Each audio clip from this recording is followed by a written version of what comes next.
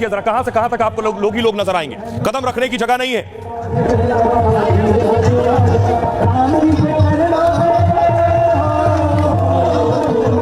Aerial view आप देख रहे हैं, यात्रा आगे बढ़ रही है।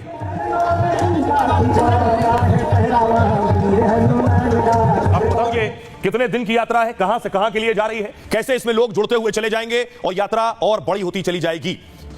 ये बाबा बागेश्वर की यात्रा देखिए, पहले दिन 15 किलोमीटर तक चली है। इधर मैं आपको मैप के जरिए दिखा रहा हूं, बागेश्वर धाम से चली है और ओरछा धाम जाएगी। 160 किलोमीटर की दूरी है, 15 किलोमीटर बाबा रोज चलेंगे। कल कदारी इलाके से यात्रा शुरू हुई और 29 नवंबर को यह यात्रा ओरछा पहुंच जाएगी। यह है 9 दिन 160 किलोमीटर। आइए अब आपको सुनवाता हूं, सुनिए जरा बाबा बागेश्वर के जो भक्त हैं उनके साथ इस यात्रा में जो शामिल हुए वो क्या कह रहे हैं। एक ही नारा, एक ही नारा, जय श्री राम, जय श्री राम, एक ही नारा, एक ही नारा, जय श्री राम, जय श्री राम, एक ही नारा, एक ही नारा, जय श्री राम, जय श्री राम। हिंदू राष्ट्र बनाना है, जन जन तक बागेश्वर धाम की आवाज को पहुंचाना है, बुलंदी के साथ हिंदू राष्ट्र बनाना है। हिंदू राष्ट्र बनेगा नहीं, बन गया, बन गया, बन गया।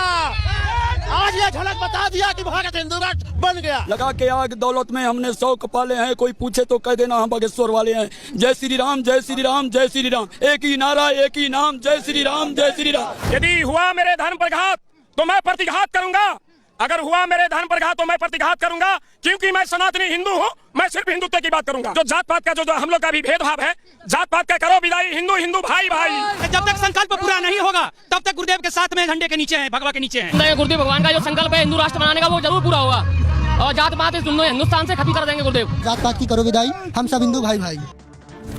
बाबा बागेश्वर की इस यात्रा में बड़ी बड़ी शख्सियत भी शामिल होने जा रही। बाबा बागेश्वर ने उन्हें न्योता दिया है। इससे पहले कथावाचक देवकी नंदन की कार्यक्रम में भी कई बड़े बड़े लोग शामिल हुए थे। इस यात्रा में भी हैदराबाद के बीजेपी नेता टी राजा को न्योता दिया गया है। टी राजा भी इस यात्रा में शामिल होंगे। बाबा बागेश्वर की यात्रा में सितारों का भी मेला लगने वाला है। 9 दिन की यात्रा में कई हस्तियां शामिल होंगी। फिल्म स्टार संजय दत्त भी शामिल होंगे, उन्हें भी इनवाइट किया गया। सनातन यात्रा में पहलवान खली भी आने वाले। तेलंगाना के बीजेपी नेता टी राजा भी शामिल होंगे। भोजपुरी फिल्मों की अभिनेत्री अक्षरा सिंह भी आएंगी। जाने माने कवि कुमार विश्वास भी शिरकत करेंगे और कॉमेडियन श्याम रंगीला बाबा के कार्यक्रम में आएंगे। भजन गायक कन्हैया मित्तल भी इसमें शामिल होंगे। इसके साथ ही कई और दिग्गज सनातन यात्रा में आएंगे। ये दिग्गज अलग अलग तारीखों के कार्यक्रम में पहुंचेंगे। आइए अब आपको सुनवाता हूं, टी राजा इससे पहले देवकी नंदन ठाकुर के कार्यक्रम में भी पहुंचे थे। सुनिए टी राजा क्या कुछ कह रहे हैं और बाबा बागेश्वर को। सनातन बोर्ड का निर्माण होने के बाद में जो सेना का निर्माण होगा, जिस भाषा में ये लव जिहाद सुनेंगे समझेंगे, उस भाषा में उनको समझाया जाएगा। मेरे मित्रों, ये सौभाग्य साधु संतों के आशीर्वाद से हम सबको मिल रहा है मेरे मित्रों। इसलिए इतना सुंदर मौका गंवाना नहीं है हमें। समय कम है, कम शब्दों में समझ जाओ, आने वाला समय युद्ध का समय है। आने वाला जो समय है वो युद्ध का समय है। और युद्ध बातों से नहीं लड़ा जाता, युद्ध हाथों से लड़ा जाता है। और वो हाथों को मजबूत करने का काम सनातन बोर्ड करेगा मेरे मित्रों, सनातन बोर्ड करेगा। इस देश में सबसे ज्यादा बुजदिल हिंदू है, सबसे ज्यादा कायरता है, डरपोक भी है। और ये बात हम बहुत ठोक के कहते हैं। इसलिए कहते हैं अगर ये ऐसे ना होते तो ये हालत नहीं होता।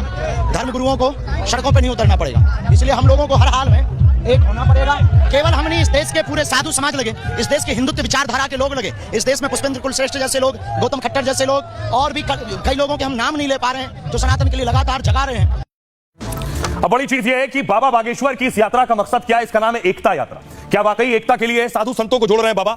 ये आप देख रहे हैं, भारी भीड़ साधु संतों की भी इस यात्रा में है, जो बाबा बागेश्वर के साथ जुड़ती चली जा रही है।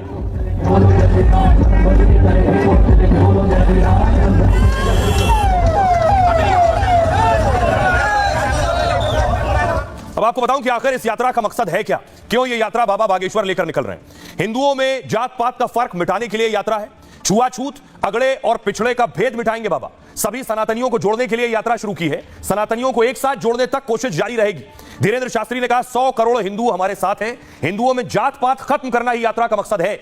बागेश्वर ने मुसलमानों को भी यात्रा में शामिल होने का न्योता दिया। मुस्लिम आए तो वेलकम, नहीं आए तो भीड़ कम। इस देश के अधिकतर मुसलमान, उन्होंने कहा, कन्वर्टेड मुसलमान है। बागेश्वर ने एक बार फिर घर वापसी पर जोर दिया। बाबा बागेश्वर ने दलित पुजारी का समर्थन किया था। देश में न दलित है, न पिछड़े हैं और न बिछड़े, सभी लोग पुजारी हो सकते हैं। जब हम हिंदू भी बना रहे हैं तो कौन दलित बच रहा है? मामला खत्म कर रहे हैं, सबको अधिकार मिलना चाहिए। सुनिए जरा बाबा बागेश्वर क्या कह रहे हैं और मुस्लिम धर्मगुरु क्या कह रहे हैं। सनातनियों की एकता पदयात्रा का प्रमुख लक्ष्य तो अभी वर्तमान में भेदभाव और जात पात को मिटाना है, परंतु अगर मंदिरों में ये प्रयोग की जाती है या पहल की जाती है, निश्चित रूप से बहुत अद्भुत होगी, अनूठी होगी। इससे इस देश में वो क्लियर हो जाएगा कि देशद्रोही कौन है और राष्ट्रभक्त कौन। कारण क्या है, ये भी बहुत बड़ा विषय है। कारण ये है कि हम लोग उन तक नहीं पहुंच पाते, वो सहरा नहीं पाते, इसलिए